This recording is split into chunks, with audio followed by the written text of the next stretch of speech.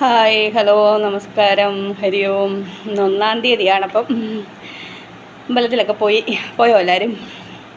ഞാനും ചൊറ്റാനിക്കരമ്മയുടെ മുറ്റത്താണെങ്കിലും അങ്ങോട്ട് പോയില്ല. പിന്നെ രാവിലെ പാലെടുക്കാൻ പോകുന്നതെന്നും ആ പൂരപ്പറമ്പിൽ അതിലേക്കൂടെ പോകുന്നത്. അപ്പം അവിടെ പോയിട്ട് അമ്മയെ ഒന്ന് വിളിക്കും. പിന്നെ ഇവിടെ ഒരു ശിവക്ഷേത്രമുണ്ട് അടുത്ത്, കടയുടെയൊക്കെ അപ്പുറത്ത് തന്നെ. അവിടെ പോയി വൈകിട്ട് പോകണം അമ്മയുടെ അടുത്ത്. പിന്നെ അമ്പലത്തിലൊന്നും പോയില്ലെങ്കിലും നമ്മൾ പ്രാർത്ഥിക്കാനുള്ളത് നമ്മുടെ മനസ്സിൽ എപ്പോഴും ഇല്ല. ഈശ്വര സർവ്വഭൂതാനാം ഹൃദയേ അർജുന ദുഷ്പതി എന്ന് പറയുന്നത് ഇല്ലേ? ഈശ്വരൻ സർവ്വ ജീവജാലങ്ങളുടെയും ഹൃദയത്തിലാണെന്ന് പറയാം. അപ്പം അതും ഒരു ഇതാണ്. പിന്നെ എന്നാലും ക്ഷേത്രത്തിലൊക്കെ പോകണം നമ്മൾ. അവിടെ ഇച്ചിരിയൊക്കെ എന്തെങ്കിലും ഭഗവാനുമൊക്കെ എല്ലാം കൊണ്ട് നമ്മൾ കൊടുക്കണ്ടേ, നല്ല അവിടുത്തെ കാര്യങ്ങൾ നടന്നു പോകണം. ചെറിയ കൊച്ചു കൊച്ചു ക്ഷേത്രങ്ങളിലൊക്കെ തീർച്ചയായിട്ടും നമ്മൾ പോകണം. അവിടെ നമ്മളുടെ ഒരു വഴിപാടും അതിൻ്റെയൊക്കെ വരുമാനം കൊണ്ടായിരിക്കും അവിടുത്തെ കാര്യങ്ങളൊക്കെ നടന്നു പോകുന്നത്. അതെന്തെരുവാട്ടെ ഓരോ എന്നാലും പ്രാർത്ഥിക്കണമെന്ന് ഞാൻ പറയും. രാവിലെ എഴുന്നേൽക്കണം, അത് നമ്മൾ ജീവിതത്തിൽ നിർബന്ധമായിട്ടും വരുത്തണം. രാവിലെ എണീച്ച് കുളിക്കുന്നതൊക്കെ അവരവരുടെ ഇഷ്ടമാണ്. എനിക്കൊക്കെ പഴയ വീടൊക്കെ ഉള്ളപ്പോൾ വെളുപ്പിനെ എണീച്ച് കുളിക്കാനൊക്കെ ഭയങ്കര വെളിയിലാണ് ബാത്റൂം. അപ്പോൾ വെളിയിൽ പോയി കുളിക്കാൻ പേടിയാണ് വെളുപ്പിനെ 5 മണിക്കൊക്കെ. അപ്പോൾ കാലും കൈയൊക്കെ കഴുകിയിട്ടിരുന്ന നാമം ചൊല്ലുമായിരുന്നു, സഹസ്രനാമമൊക്കെ ചോദിക്കുമായിരുന്നു. അയ്യോ അങ്ങനെ പിന്നെ വീടൊക്കെ വെച്ചപ്പോൾ അകത്ത് അങ്ങനെ ഒരു വീട് വെച്ചപ്പോൾ പിന്നെ എന്നും വെളുപ്പിനെ എണീച്ച് കുളിച്ചിട്ടൊക്കെ പ്രാർത്ഥിക്കും. പക്ഷേ അതിനപ്പം നമുക്ക് ആരെയും നിർബന്ധം പറയാൻ പറ്റത്തില്ല. എന്നാലും പ്രാർത്ഥിക്കണം. ഇപ്പോൾ വെളുപ്പിനെ എല്ലാവരും എഴുന്നേക്കും, പൊതി കെട്ടാനും ഒക്കെ എല്ലാവരും പൊതി കെട്ടുന്ന വീട്ടു ജോലിയൊക്കെ പോകേണ്ടവരൊക്കെ എഴുന്നേക്കും. പക്ഷേ അതിനപ്പോൾ ഒരു 10 മിനിറ്റ് നേരത്തെ എണീക്കുക, നമുക്ക് പ്രാർത്ഥിക്കാത്തവരുടെ കാര്യം ഞാൻ പറയുന്നത്. അത് നിരന്തരം ചെയ്യണം. അപ്പം നമുക്ക് നല്ലൊരു നമ്മൾ പതുക്കെ മാറി വരും. അത് നമ്മൾ ബലാത്കാരമായിട്ടൊന്നും കൊണ്ടുവരുന്നതല്ല, നമ്മളറിയാതെ തന്നെ ഒരു മാറ്റം നമ്മുടെ ഉള്ളിൽ സംഭവിച്ചിരിക്കും. അതിനൊരു മാറ്റവും ഇല്ല. പിന്നെ നമുക്ക് ആവശ്യമില്ലാത്ത പിന്നെ മറ്റുള്ളവരെ കുറ്റം പറയുന്നത്, മറ്റുള്ളവരെ നോക്കി അത് അങ്ങനെയൊക്കെ ഉള്ള ഒരു പരദൂഷണമില്ലേ, ഇതിൻ്റെയൊക്കെ ഉസ്താദായിരുന്നു ഞാൻ. കൂട്ടുകൂടി ഇല്ലേ, ഇവരുടെ കുറ്റം പറഞ്ഞ് അസൂയൊക്കെ നമ്മളെ നശിപ്പിച്ച് കളയുന്ന ഒരു സാധനമാണ്. അസൂയൊന്നും അതൊക്കെ നമ്മൾ ഇതിലോട്ട് വരുമ്പോൾ പതുക്കെ പോകും. അങ്ങനെയൊക്കെ വീട്ടിൽ നിന്ന് ഒരുങ്ങി തലയും കെട്ടി ലിപ്സ്റ്റിക്കൊക്കെ ഇട്ടപ്പം വേറൊരു അല്ലേ, കടയിലിരിക്കുമ്പോൾ രാവിലെ പോയി വെളുപ്പിനെ എണീച്ച് ഇറങ്ങി പോകുന്നതല്ലേ. അപ്പോൾ ഇപ്പം തലയൊക്കെ കെട്ടി വീട്ടിൽ വന്നിരുന്നപ്പോൾ ഒരു വെളിച്ചം മുഖത്തല്ലേ. ഇങ്ങനെ ഇരിക്കണം നമ്മൾ ശരിക്കും എപ്പോഴും. പക്ഷേ ഇന്ന് രാവിലെ എനിക്ക് കടയിൽ വെച്ച് ചിലപ്പോൾ നമുക്ക് ഓരോ കാര്യങ്ങൾ വരുമ്പോൾ കടയിലാണെങ്കിൽ ഇന്ന് രാവിലെ ഇരുന്നപ്പോൾ ഒരാൾ വന്നിട്ട് നമ്മൾക്ക് വിലയൊക്കെ ചിലർക്ക് ഒരു വിലയുടെയൊക്കെ ഒരു തൂക്കത്തിൻ്റെ പ്രശ്നം എല്ലാം പറയുമല്ലോ. അപ്പോൾ നമ്മളോട് എന്തെങ്കിലും പറയുമ്പോൾ നമുക്കൊരു മനസ്സിനൊരു വിഷമം വരും. അപ്പോൾ ഞാൻ ഒരാളോട് പറഞ്ഞു, ഞാൻ വാടകയ്ക്ക് കൊടുത്താൽ ഇവിടെ ഇരിക്കുന്നത്, എനിക്ക് അങ്ങനെ ഫ്രീ സർവീസ് ഒന്നും ചെയ്യാൻ പറ്റില്ല എന്ന് തന്നെ ഞാൻ പറഞ്ഞു. എന്നും പുള്ളി വന്നിട്ട് ഇങ്ങനെ നമ്മളിങ്ങനെ ഇത് ചെയ്തുകൊണ്ടിരിക്കും. അപ്പോൾ അത് പിന്നെ എനിക്ക് കുറേ സമയത്ത് ഈ മനസ്സിനങ്ങ് പാരമായിരുന്നു. പിന്നെ ഞാൻ എന്ത് ചെയ്തെന്നറിയോ, ഇതിനു മുമ്പ് ഒരു വീഡിയോ പിടിച്ചു, ഫോൺ ഓണാക്കി വെച്ചിട്ട് ഇങ്ങനെ പറഞ്ഞു. അപ്പോൾ ഞാൻ എൻ്റെ മനസ്സിലെ ഇതെല്ലാം പോയി. അപ്പോൾ വീഡിയോ പിടിക്കുന്നതുകൊണ്ട് അങ്ങനെയും കൂടെ ഒരു ഇതുണ്ട് നമ്മളുടെ. ഇപ്പം നമുക്ക് ഇച്ചിരി തിരക്കാണ്. അപ്പം നമുക്ക് ഈശ്വരീയമായ കാര്യങ്ങളൊക്കെ ഇങ്ങനെ പറയുമ്പോൾ നമുക്കൊരു സന്തോഷമാണ്. തിരക്ക് കടയിലെ ഇപ്പം കടയിലെന്ന് പറഞ്ഞു കഴിഞ്ഞാൽ എപ്പോഴും ആൾ വരത്തില്ല, ഇടയ്ക്കിടയ്ക്ക് വരും, ഇടയ്ക്കിടയ്ക്ക് പോകും. അപ്പോൾ ആ സമയത്തൊക്കെയാണ് വീഡിയോ പിടിക്കുന്നത്. അപ്പോൾ പിന്നെ എന്താണ് പോയി കടയിലോട്ടിരിക്കുന്നത്. അപ്പം ഞാൻ വിചാരിച്ച് വീഡിയോ പിടിക്കുകയാണ് അങ്ങനെ. പിന്നെ അങ്ങനെ ഓരോരുത്തരും പ്രാർത്ഥനയൊക്കെ ആയിട്ട് ജീവിതം മുന്നോട്ട് കൊണ്ടുപോകണം. നമ്മൾ എന്തുവാ പറയുന്നത്, ഇപ്പം നമ്മുടെ മക്കളുടെ കാര്യമൊക്കെ ആയാലും ഞാനിപ്പോൾ ഇത്രയൊക്കെ പറയുന്നുണ്ടെങ്കിൽ എന്നാലും ഞാൻ അവരുടെ അടുത്ത് പറഞ്ഞു കൊടുത്തിട്ടുണ്ട്, ജീവിതം ഇന്നയൊക്കെ രീതി ജീവിച്ചാൽ ഇങ്ങനെയൊക്കെ പോകും.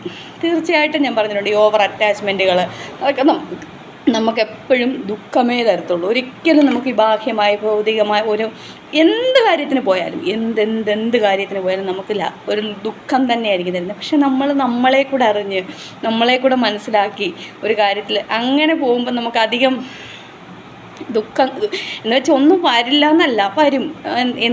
എല്ലാം നമുക്ക് വരാം. നമ്മൾ നേരത്തെ ചെയ്തു പോയ കാര്യങ്ങൾ വെച്ചിട്ട് എന്തോ കർമ്മഫലം ഒക്കെ നമ്മുടെ ചിന്തകൾ. പിന്നെ നമ്മളിങ്ങനെ ഈശ്വരീയമായ കാര്യങ്ങളൊക്കെ ചിന്തിച്ച് കഴിയുമ്പോൾ നമുക്ക് മനസ്സിലാവും. അതിന് മുമ്പ് നമ്മൾ വിചാരിക്കുന്നത് നമ്മുടെ ചിന്തകളിലും ഒരാളെക്കുറിച്ച് എന്ത് ചെയ്യുന്നത് വെച്ചാൽ ആരും അറിയുന്നില്ല, നമ്മുടെ മനസ്സിലല്ലേ വരുന്നത്. അല്ല, ഇതൊന്നും ആരും അറിയുന്നില്ല. പക്ഷേങ്കിൽ പിന്നെ നമ്മൾ ഈ ആധ്യാത്മിക ബോധമൊക്കെ നമുക്ക് ഉണ്ടാകുമ്പോൾ നമുക്ക് മനസ്സിലാകും ഈശ്വരൻ നമ്മളെ അറിയുന്ന ഒരാളുണ്ട് എന്ന്. പിന്നെ നമുക്ക് യാതൊരുവിധ കള്ളത്തരങ്ങളും ചെയ്യാൻ തോന്നില്ല. അതൊക്കെയാണ് നമുക്കിങ്ങനെ വരുമ്പോൾ ഉള്ള ഒരു കാര്യം. ഇപ്പോൾ ഈ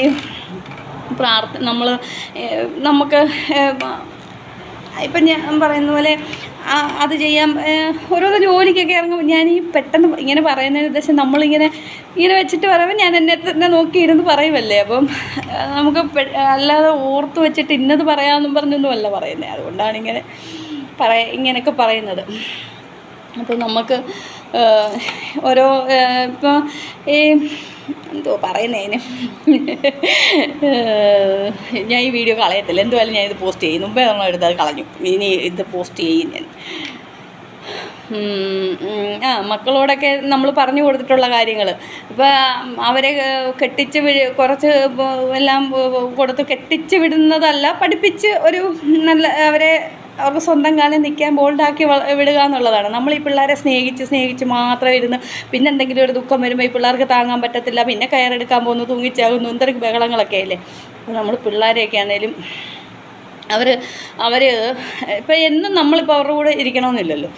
അവർ ബോൾഡായിട്ട് ഒരു പ്രശ്നം വരുന്ന സമയത്ത് എൻ്റെ അമ്മയല്ലേ എന്നോട് ഇന്നത് പറഞ്ഞിട്ടുണ്ട്, അല്ലെങ്കിൽ ഇങ്ങനെയാണ് എന്നവർക്ക് മനസ്സിലാകത്തക്ക രീതിയിൽ ഞാൻ അവരോട് കാര്യങ്ങളൊക്കെ പറഞ്ഞു കൊടുത്തിട്ടുണ്ട്. രണ്ടുപേരോടും പറഞ്ഞു കൊടുത്തിട്ടുണ്ട്. പിന്നെ മൂത്തത് ഇച്ചിരി കഴിഞ്ഞു പൊട്ടലിൻ്റെ ഒക്കെ ഉണ്ട്. എന്നാലും അവളും നേരെ ആയിക്കോളും, എന്നാലും വലിയ കുഴപ്പമില്ല. പറയല്ലേ മൂത്ത പിള്ളേർക്ക് ഒരു ഇച്ചിരി അത് കുഴപ്പമില്ല. അതും എന്നാലും ഇപ്പോൾ കുഴപ്പമില്ല. എന്നാലും കാര്യങ്ങളൊക്കെ അറിയാം. പിന്നെ എന്നാലും പ്രായത്തിൻ്റേതായ ഒരു ഇതുണ്ട്. അതൊക്കെ മാറ്റിത്തരും ഭഗവാൻ. മാറ്റാതെ എവിടെ പോകാനായില്ലേ.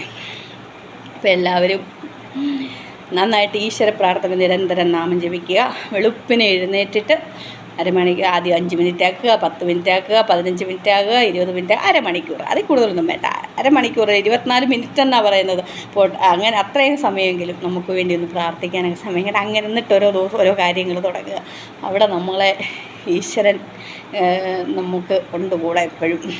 പിന്നെ നമ്മളോരോ കാര്യം ഇപ്പം ഞാനാണെങ്കിലും എന്തെങ്കിലും ചെയ്യണം. ഇപ്പോൾ ഈ കടയും കൊണ്ടിരിക്കുന്നെങ്കിലും എനിക്ക് ഈ കട അല്ല എൻ്റെ ഒരു ഇതെന്ന് പറഞ്ഞാൽ ഇതല്ല. എനിക്ക് ഫുഡ് ഉണ്ടാക്കി കൊടുക്കുന്ന നല്ലൊരു ഇത് തന്നെ വേണം. അതെൻ്റെ ഒരു ആഗ്രഹമാണ്. അപ്പം അതുകൊണ്ട് ഞാൻ ഈ കട ഇപ്പം നമുക്ക് പെട്ടെന്ന് ചാടി ഇറങ്ങി വലിയൊരു ബിസിനസ്സൊന്നും ചെയ്യാനുള്ള സാമ്പത്തികം ഒന്നുമില്ല. സത്യം പറഞ്ഞാൽ സീറോയിലാണ് ഞാൻ വന്നത്. എന്തെങ്കിലും ചെയ്യണം എന്നൊക്കെയുള്ള ഒരാഗ്രഹം വന്നു. അതാണ് നമുക്ക് പറഞ്ഞത്. നമ്മളിങ്ങനെയൊക്കെ ഒരു ബോധം നമുക്ക് വരുമ്പോൾ, നമുക്കൊരു തിരിച്ചറിവ് വരുമ്പോൾ നമുക്ക് മനസ്സിലാകും എന്തെങ്കിലുമൊക്കെ ചെയ്യണം. ചുമ്മാ ഉറങ്ങി മടിയും പിടിച്ച് എവിടെയെങ്കിലും വരുന്ന ഫോണും കുത്തി അങ്ങനെ ഇരിക്കേണ്ട, എന്തെങ്കിലുമൊക്കെ ചെയ്യണം എന്നുള്ളൊരു ബോധം വരുമ്പോഴാണ് നമ്മളിങ്ങനെയൊക്കെ ഇറങ്ങിത്തിരിക്കുന്നത്. അപ്പം ഒരുപാട് ഒരുപാട് ഇങ്ങനെ ഇരുന്ന് ചിരിച്ചുകൊണ്ടൊന്നും പറയുന്നതിനപ്പുറത്തേക്ക് ഒരുപാട് ഒരുപാട് വിഷമതകളൊക്കെ ഞാൻ അനുഭവിച്ചിട്ടുണ്ട്. എങ്കിലും എൻ്റെ ഭഗവാൻ എൻ്റെ യോഗവും ക്ഷേമവും വഹിക്കും എന്നുള്ള ഉറച്ച വിശ്വാസം എനിക്കുണ്ടല്ലേ. അനന്യ ചിന്തയെന്തും മാം യേ ജനം പരിഭാസതേ തേഷാം നിത്യാഭിയുക്താന യോഗക്ഷേമം മഹാമ്യകം. എന്നെ സർവ്വതാ ഭജിച്ചുകൊണ്ടിരിക്കുന്ന ഒരാളുടെ യോഗത്തെയും ക്ഷേമത്തെയും ഞാൻ വഹിക്കുമെന്നാണ് പറഞ്ഞിട്ടുള്ളത്. ഭഗവത്ഗീതയിലുമുണ്ട്, വിഷ്ണു സഹസ്രനാമത്തിലുമുണ്ട്. അപ്പോൾ നമ്മളങ്ങനെ അതാണ് ഇങ്ങനെ എൻ്റെ ഭഗവാൻ എൻ്റെ യോഗവും ക്ഷേമവും വഹിക്കുമെന്ന് ഉറച്ച ഒരു വിശ്വാസം എനിക്കുണ്ട്. അങ്ങനെ അതിൽ നിന്നൊക്കെ അങ്ങനെ ആ ഭഗവാനെ മുറുക്കി പിടിച്ചുകൊണ്ട് പോയാൽ ആരും എനിക്കും.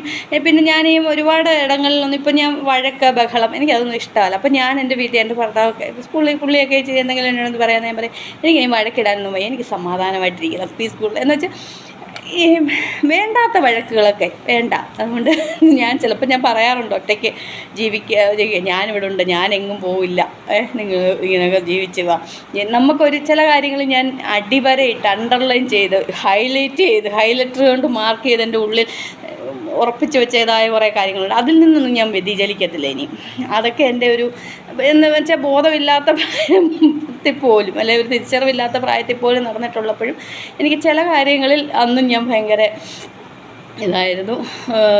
എന്നാലും അപ്പോൾ പിന്നെ ഞാൻ പറയും, എനിക്ക് നമ്മളൊന്നിൽ തന്നെ ഉറച്ചു നിൽക്കുക. അതിനി നല്ലതായാലും പന്നലായാലും ഇനി വേറൊരാളെ ഇനി മോശം ഒരാളെ അല്ലെങ്കിൽ എന്തെങ്കിലും സ്വഭാവത്തിൽ എന്തെങ്കിലും ഇതുണ്ട് അല്ലെങ്കിൽ എന്നാൽ വേറൊരാളെ അങ്ങനെ ഒരു ഇതല്ല അതെനിക്കിഷ്ടവുമല്ല. അപ്പം എൻ്റെ മുത്തണ ഞാൻ കല്യാണം കഴിച്ച എൻ്റെ മുത്തണ അപ്പോൾ എൻ്റെ ജീവിതകാലം എൻ്റെ ഈ ഒരു ഇനിയിപ്പം ജീവിതത്തിൻ്റെ പകുതി സമയം ജീവിച്ചു കഴിഞ്ഞു. ഇനിയും നമ്മൾ അങ്ങനൊരു ചിന്തയോ ഒന്നുമില്ല. എനിക്ക് ഒരാൾ ഉണ്ട് എൻ്റെ ജീവിതാവസാനം വരെ, ഒരാൾ മതി എന്നുള്ള ഒരു. അതിനിടയ്ക്ക് പല കുരിപ്പുകളൊക്കെ കയറി വരാറുണ്ട്. അതിനൊക്കെ ഞാൻ മുടിഞ്ഞ വഴക്കുണ്ടാക്കും, ഒന്നാം തരം വഴക്ക് ഇടി ഉണ്ടാക്കും. അതൊക്കെയാണ് ഞങ്ങളുടെ ജീവിതത്തിലെ പ്രശ്നം. അതിനെയൊക്കെ നമ്മൾ പറയും. അതൊന്നും അതിന് മാത്രമേ ഉള്ളൂ ഞാൻ വഴക്കുണ്ടാക്കുന്നത്. വേറെ ഒരു കാര്യത്തിന് ഞാൻ വഴക്കൊന്നും ഉണ്ടാക്കത്തില്ല. പിന്നെന്താ, അതൊക്കെ പിന്നെ അതിന് നമുക്ക് ഒരാളെ കുറ്റം പറയാൻ പറ്റില്ല. ഓരോരുത്തർക്കും ഓരോ ഇതുണ്ട്. അതിൽ നമുക്ക് പെട്ടെന്നൊന്നും ആരെയും മാറ്റിയെടുക്കാനൊന്നും പറ്റില്ല. പതുക്കെ മാറണമെങ്കിൽ മാറട്ടെ, ഇല്ലെങ്കിൽ അങ്ങനെ പോട്ടെ, അത്രയേ ഉള്ളൂ. പിന്നെന്താണ്, ഇത്രയൊക്കെ ഉള്ളൂ. അപ്പം ഉദ്ധരേതാത്മനാത്മാന ന ആത്മനാവസാദേഹി ആത്മനോ ബന്ധുരാത്മേ ബരുപുരാത്മന. ഭഗവത്ഗീതയിലെ ഏറ്റവും ശ്രേഷ്ഠമായ ശ്ലോകം. ഞാൻ എല്ലാ വീഡിയോയിലും ഇത് പറയും. അത് പറഞ്ഞ് ഞാൻ അവസാനിക്കുന്നത്. കാര്യം എല്ലാ ദിവസവും അത് പറയുമ്പോൾ തന്നെ നമുക്കൊരു, അതൊക്കെ ചിലപ്പോൾ ആരെങ്കിലുമൊക്കെ സ്ഥിരമായിട്ട് എൻ്റെ വീഡിയോ കാണുന്നുണ്ടെങ്കിൽ ഒരാളെങ്കിലും അതുകൊണ്ടൊരു ഇതുണ്ടെങ്കിലേ, അതിന് ജാതി മതമൊന്നുമില്ല. അതുണ്ടോ അങ്ങനെ ഒരു ഇത് പറയുന്നതിനില്ലേ, നീ നിൻ്റെ മനസ്സിനെ നിൻ്റെ മനസ്സുകൊണ്ട് തന്നെ ഉയർത്തുക, നീ തളരരുത് അല്ലേ, നിൻ്റെ മനസ്സിനെ നിൻ്റെ ശത്രുവാക്കരുത് എന്ന്. അതിനകത്ത് ജാതി മതമൊന്നും ഇല്ലല്ലോ, മനുഷ്യർക്കെല്ലാം സാധിക്കുന്ന കാര്യമാണ്. അപ്പോൾ ഏതാണ്ടൊക്കെ എന്തൊക്കെയോ പറഞ്ഞു.